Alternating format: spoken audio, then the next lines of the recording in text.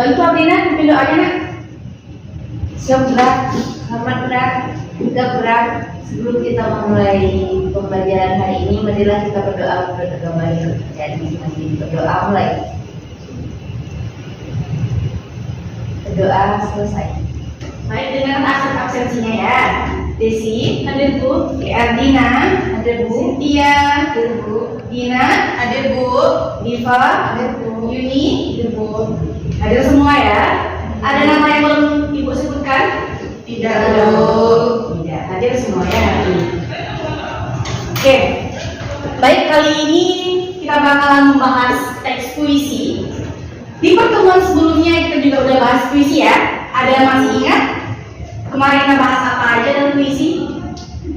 Ada struktur apa lagi? Pengertian ya, ada pengertian puisi, kemudian unsur puisi. Untuk kaidah kebahasaan sudah kita pelajari? Belum ya. Berarti di pertemuan sebelumnya kita hanya belajar pengertian, struktur dan unsurnya. Ada yang masih ingat pengertian dari teks puisi itu apa? Coba diingat, pengertian dari teks puisi. Pernah melihat orang membaca puisi? Pernah. Pernah menulis puisi? Pernah. Ya, berarti secara pemahaman Ananda, puisi ini apa? Singkat pemahamannya saja. Boleh? Mengungkapkan perasaan. Mengungkapkan perasaan ya. Oke, baik. Mengungkapkan perasaan Desi yang Desi tuangkan dalam bentuk tulisan, ditulisnya berarti ya. Kemudian ada lagi, boleh? Ada lagi nak? Karya sastra, ya. Selain puisi, karya sastra yang lain yang kamu ketahui apa aja? Novel banyak ya, itu karya sastra. Untuk hari ini kita hanya bahas puisi. Nah, jadi puisi itu adalah salah satu bentuk karya sastra di mana di dalamnya berisikan kata-kata yang terikat akan unsur-unsur tadi. Ada unsur fisik dan unsur pelajaran dan kompetensi dasar pada pertemuan kali ini bisa Anda lihat. Oke. Jadi ini akan kita kejar nanti di hari ini. Kita akan memahami informasi berupa gagasan, pikiran, pandangan, arahan atau pesan dari teks puisi untuk menentukan makna tersurat dan tersirat. Bisa membedakan tersurat dengan tersirat? Ya, kalau tersurat itu di mana? Di dalam atau di luar?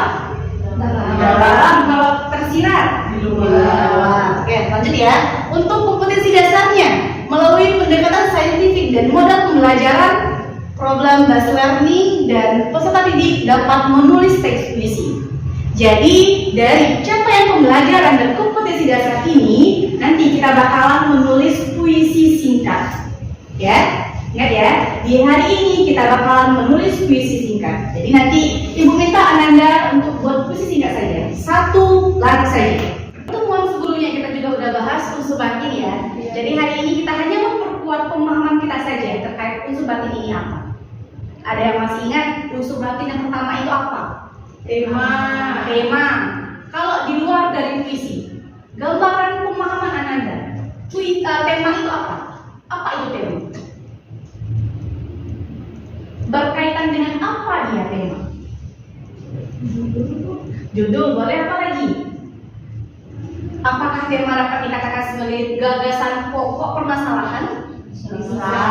Kalau kita balik kepada puisi, apakah bisa itu kita sebut gagasan pokok atau pokok permasalahan yang akan kita bahas?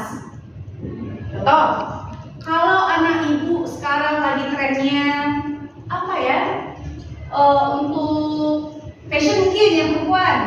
Nah, seandainya Ibu minta Ananda membuat puisi tema fashion, apakah bisa Anda tuangkan nantinya ke dalam puisi? Bisa atau tidak? Bisa ya. Karena kan temanya udah ada.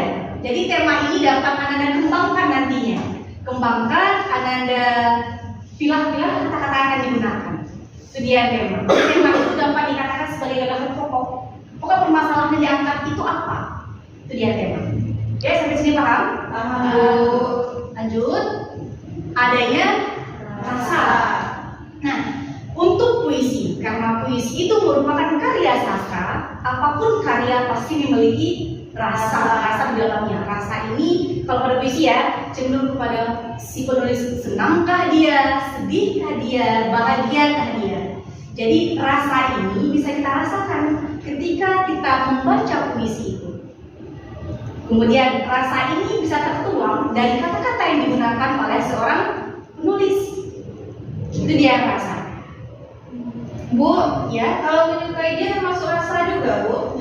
Oke, menyukai dia kata Dina. Ada yang bisa bantu Ibu? Menyukai dia apakah itu rasa? Iya, Bu. Ya, rasa apa dia kalau menyukai dia? Sedih mungkin. Apakah sedih bisa dikatakan? Menyukai dia, sedih kita menyukai dia? Tidak. Bagaimana rasa kita kalau menyukai dia? Senang, bahagia ya Kak ya, sampai auto aja kita merah-merah begitu ya. Ketemu dia sampai salting, ya kan?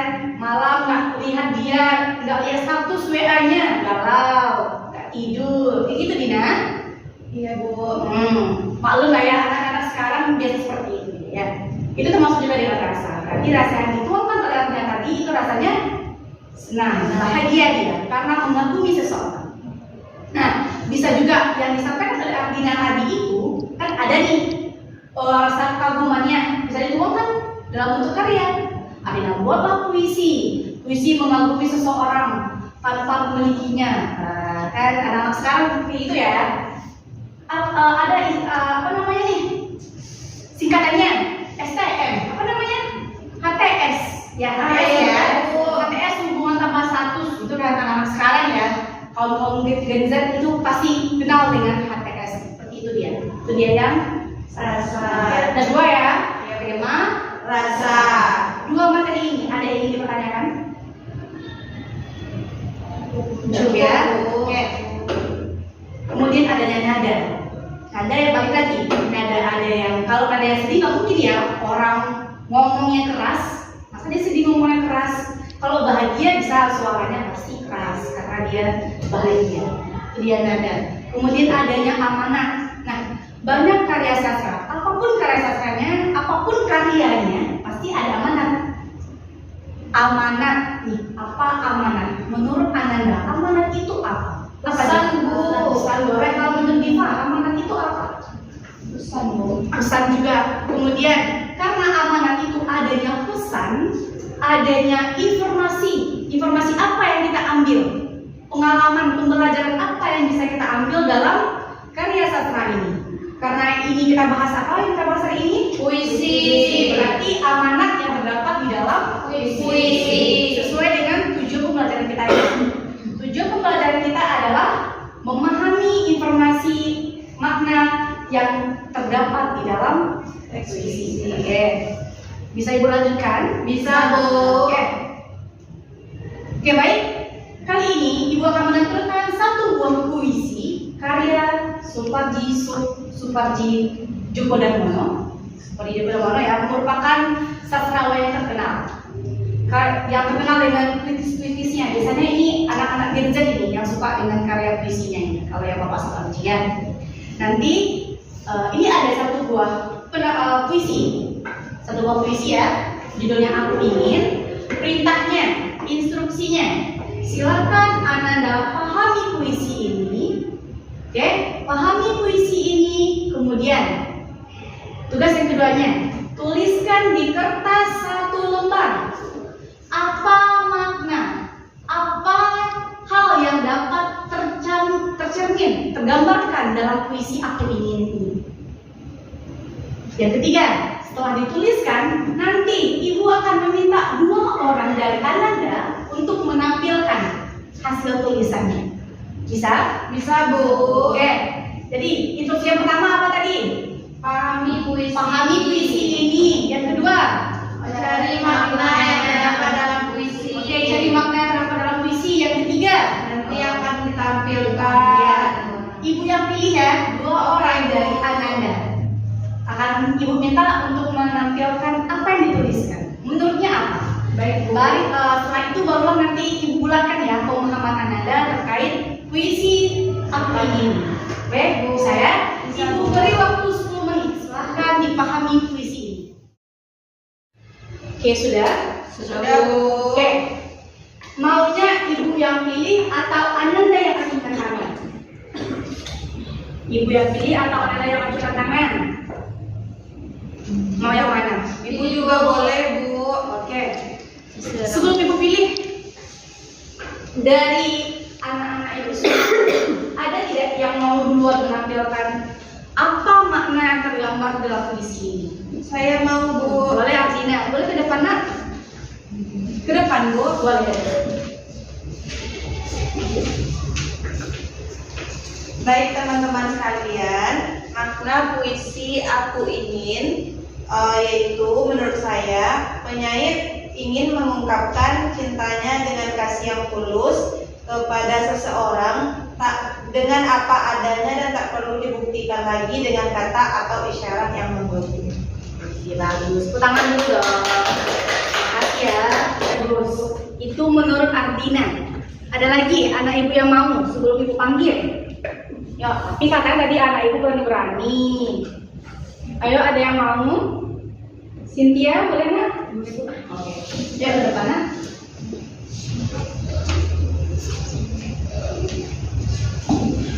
Baik, adapun makna dari puisi tersebut yaitu maksudnya keinginan untuk mencintai dengan saya tidak terucapkan tetapi bisa dirasakan. Jadi itu ada rasa perasaan cinta yang sederhana dan tulus gitu kepada kekasihnya tanpa mengharapkan imbalan gitu. Oke, baik. Tepuk tangan. Bagus-bagus semua ya. Anak ibu berani, mau menuangkan gagasannya, berani tampil ke depan, pintar-pintar juga ya. Benar semua yang disampaikan oleh anak-anak ibu itu benar. Pemahaman Anda benar. Karena dalam puisi Aku Ingin ini kan ada dituliskan ya di baris pertama, aku ingin mencintaimu dengan sederhana. Aku ingin berarti si penulis ingin mencintai dia dengan sederhananya. Untuk yang kedua, baris keduanya, dengan kata yang tak sempat diucapkan, kayu kepada api yang menjadikannya abu. Berarti si penulis dia ingin sekali. Ini potongan ya, hanya potongan puisi Aku Ingin ini.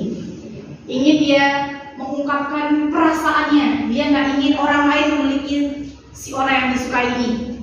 Dia sangat-sangat mencintai dia. Sangat-sangat mencintai seorang yang dikaguminya. Itu dia. Karena kan ada kata-katanya nih, dengan kata yang tak sempat diucapkan, kayu kepada api. Benar, kayu bisa berkata kepada api? Tidak. Kenapa nggak bisa kayu ngomong sama api? Karena kayu sudah mati. Oke, benda mati. Terlihat juga ya, bahwasannya di dalam puisi kata yang digunakan itu banyak mengandung kata makna tersirat atau bahasanya bahasa kiasan banyak pada puisi. Lanjut.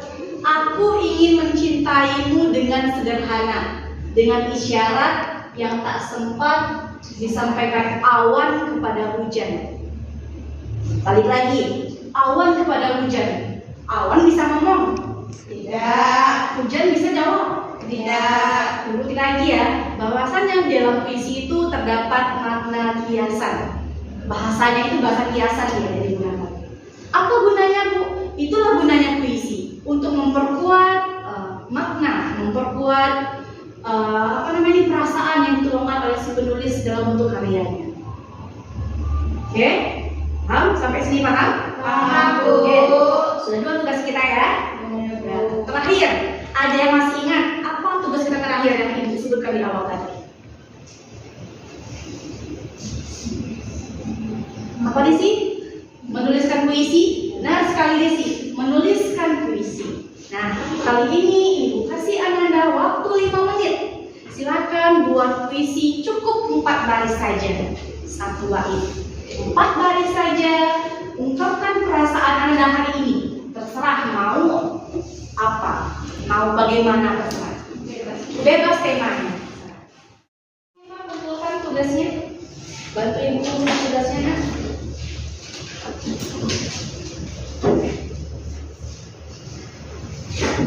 Ini jangan lupa bikin nama ya, karena ini mengganti nilai ujian. Sudah Bu. Terima kasih ya. Oke. Dan Jadi ada yang bisa membantu Ibu untuk menyimpulkan apa saja kegiatan kita pada hari ini? Kalian boleh? Ya baik Bu. Puisi adalah suatu karya sastra yang dituangkan dalam bentuk kata. Nah, dalam puisi juga ada tema, ada rasa.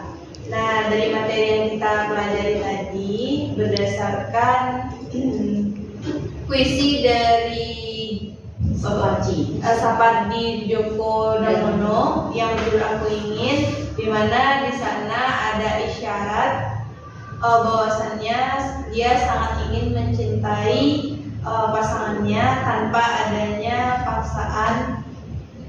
Itu saja Bu. Terima kasih. Makasih ya. Bagus sekali ya, Dina. Benar disampaikan Dina. Hari ini kita udah bahas tadi ya, udah bahas unsur batin dari puisi. Apa itu tema, apa itu perasaan, apa itu nada, apa itu amanah. Dan pun kita juga sudah melihat, mengamati bagaimana maksud dari puisi Aku Ingin. Kemudian tadi juga Ibu sudah minta Ananda membuat 1 buah puisi. Ya, di pertemuan selanjutnya kita bakalan membahas kaidah kebahasaan dari teks puisi. Silakan Ananda pelajari di rumah apa saja kaidah kebahasaan dari teks puisi. Baik Bu, oke? Paham ya? Bisa ya? Paham, Bu. Apa tugasnya di rumah? Mencari kaidah kebahasaan dalam teks puisi. Memahami kaidah kebahasaan dalam teks puisi. Jadi di pertemuan besok selanjutnya Ibu akan memperkuat pemahaman Ananda terkait kaidah kebahasaan. Ya, bisa? Bu. Berhubung jam istirahat sudah hampir lagi berbunyi, silakan kemas-kemas dulu barangnya. Siap-siap dulu kemas-kemas. Oke. Dan sudah berkibar ya. Ya, Baik, Ibu izin pamit. Terima kasih buat hari ini. Tutup Abina. Perjumpaan kita pada hari ini, Dina. Maaf Ibu. Baik teman-teman, sekian pembelajaran kita pada pagi hari ini. Semoga kita mendapatkan pembelajaran dan bermanfaat pada pagi hari ini. Terima kasih. Dan berdoa lebih dahulu. Berdoa selesai. Oke, terima kasih ya. Jangan lupa makan dulu biar staminanya lebih semangat lagi untuk melanjutkan pembelajaran selanjutnya. Oke, terima kasih. Assalamualaikum warahmatullahi wabarakatuh.